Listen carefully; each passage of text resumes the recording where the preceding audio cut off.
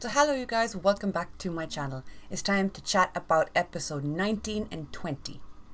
I think I have my numbers right, but I'm not sure. Listen, I've been up since like 7 a.m. I'm being rudely interrupted by a motorbike. Taylor Swift's new album dropped today, okay? So I was up at like 7 a.m. trying to listen to everything before I started recording for the day. Before we get started, the more extended version of my Walking Dead reactions go up over on Patreon. They're about half an hour long, give or take.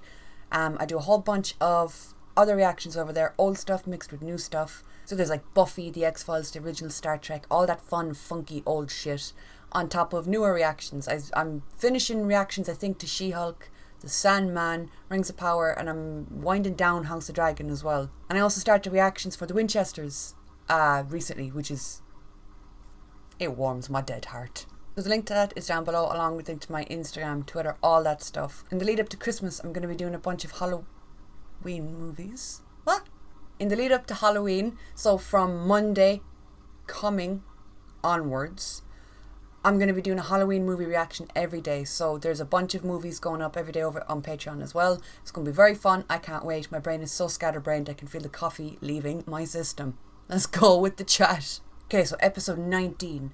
I don't think there's anything about this episode that I disliked, being honest. I feel like all of it just fucking worked. The introduction of the variants, seeing what they can do, them jingling the door handle really just shivered my bones. It shivered me timbers. Also, a callback to season 1, which I loved, the door handle rattling. I don't know, I've been finding that a lot with these episodes. There's little moments sprinkled in that are like direct parallels or throwbacks to older episodes and older seasons, and it just makes the fact that this is the last season all the more real. And it's beautifully done. It really is. That, along with the intro to every episode, you have the narration over all the flashback scenes. Jesus, I love it. I fucking love it. Eugene this episode was a bit of a strange one, because my guy, I feel so bad for him. Like, you know, he finally falls in love, and then all of this, he falls in love and it's an imposter, and then actually no, he falls in love, it starts off long distance, then it's the imposter, then he finally gets the girl, and then the girl decides to burn everything to the ground, and rightfully so, because fuck Sebastian. With him hiding out in the church, I still don't understand how nobody found them. You had the authorities questioning like everybody, you had people watching, trying to find him. My guy was just hiding in a church that Rosita and Daryl were coming and going from, and nobody thought to follow them into the goddamn church, no pun intended. But yeah, Eugene's had such a rocky road, and everything has just been so difficult for him. Again, not at all the same character that we started out with. The growth he's had over his time on the show, I have a bad feeling about him, because, you know, you had that big goodbye scene between him and Rosita, which I adored. Rosita got her time to show that shine.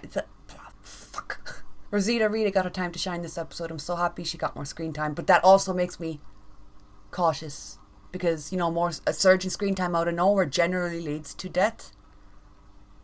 But the goodbye scene between her and Eugene was so fucking beautiful. Eugene killed it, Josh McDermott killed it, but I don't know, something about Christian's acting in that scene between her and Eugene, one of my absolute standouts so far of the episodes that we've gotten from this chunk of the season. Another thing I really liked regarding Rosita was the any scene she's had so far with Mercer.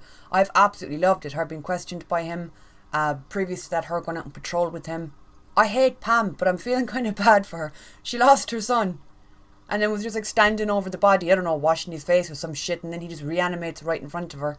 Talk about rough. I'm loving the fact that we're getting to see Lydia deal with a little bit of the shit that she's been through. Seeing her bring up Henry, struggle with the fact that a new relationship is starting while she's still kind of holding on to Henry, and she feels like she's doing something wrong. Seeing her struggle with that and then come to terms with it and just let herself be happy. Again, she's a character who's been through so fucking much, more than most people would be able to survive. She deserves happiness. I'm so happy she found it. On the topic of romances and relationships, seeing Aaron get to talk about Eric, oh my god, seeing him be like, oh, if I could take back one of those no's that I gave Eric, I would. Ah, lads. Keeping on the themes of relationship, Princess breaking up with Mercer, giving a little bit of her story to him. Oof.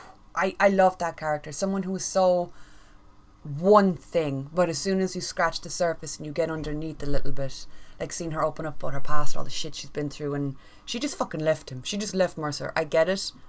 But he wanted to talk to her. She was in the middle of leaving, I'm pretty sure. And he asked her, oh, can we go inside and talk? And then she told her story. And at least she clarified, like, I know you're not a bad person. I'm not saying that. I don't see that when I look at you. Which was nice. But she still fucking left him and he didn't even get to talk. I was like, alright. It's good seeing her back in the pink fuzzy jacket though. I missed that outfit. The end of this episode jump scared me like I haven't been jump scared in a while. My God, fucking Rosita taking Eugene's little, what was it, the necktie I think it was? Or I don't know what they're called, still a necklace thing. And then, my God, she rounds the corner and gets jumped. I pulled something in my neck that still isn't quite right during that scene. But yeah, that was episode 19. So if you haven't seen episode 20 yet, I would suggest stopping watching because I'm about to start talking about episode 20. Again, the intro to this, giving us all the flashbacks. A lot of people mentioned about this one that it felt like it was setting up for the Darling Carl spin-off kind of deal, because you had, I'm pretty sure, well I'm watching it now so I'm talking, I'm pretty sure most of the flashback scenes were Darling Carl, and they were heavily featured as a unit in this episode as well. I've said it like I don't know how many times, I don't know what happened there regarding the Darling Carl show. It sucks that she dropped out and that it's just going to be Daryl. I mean, I love Daryl, I'll watch it anyway. I mean, it's probably going to be one of my favourite shows if it's Dixon centred. But yeah, that whole situation is just messy, man. You know what I'm saying?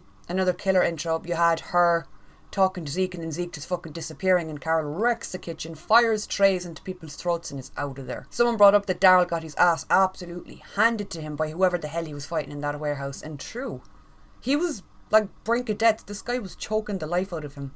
Literally. If Carol hadn't come in, I don't know that he would have gotten out of that. He was not winning that fight. From what we saw, it wasn't good. I've always disliked Pam. I don't know, but this episode just... Someone is slamming doors in the background. Could you not? This episode really made me hate her. You know, that conversation she had with Yumiko, where she just straight up threatened her brother. Listen, I'm a calm person. Sometimes. It would have been all bets off. Her saying, oh yeah, Eugene has to be the example, and then going directly on to threaten her brother. I'd have ripped her around the room. I would have hooked my fingers into her nostrils and just dragged her around that room. She'd have been dead. That would not have been the smartest thing to do, yeah, but never said I was smart, did I? I love the conversation she had with her brother as well. I love sibling relationships on shows like this, okay? Poor Lance lost his goddamn mind inside the room with the walker. Sebastian, reanimated. He wasn't there very long. He was there for what? A day or two maybe at the most. He cracked super quick. He was twitching in a corner playing with a coin. Now, yeah, someone said, well, you know, he watched the corpse of somebody he once knew eat the corpse of someone else. And I'm like, well, yeah, that's a rough day for anybody. But he was going a bit dark side inside that cell by himself. Pam had to lose her son twice in the space of a few days. First of all, he died. And then she was like, it's fine, I'll just keep his body. I'll feed him down in the basement. And then she walked in and Lance had Lucille'd him to bejesus. There was brains everywhere. Obviously, two standout moments this episode. Lance's death, how it happened, the fact that Carol was the one to do it. Between that, the skins that were found in the underground, which someone said that could have meant that the Whisperers were maybe using those tunnels as a laundry room. Maybe they were leaving their skins down in the underground and it just became overrun with walkers and now that's why the skins were there. Either way, it was fucking creepy.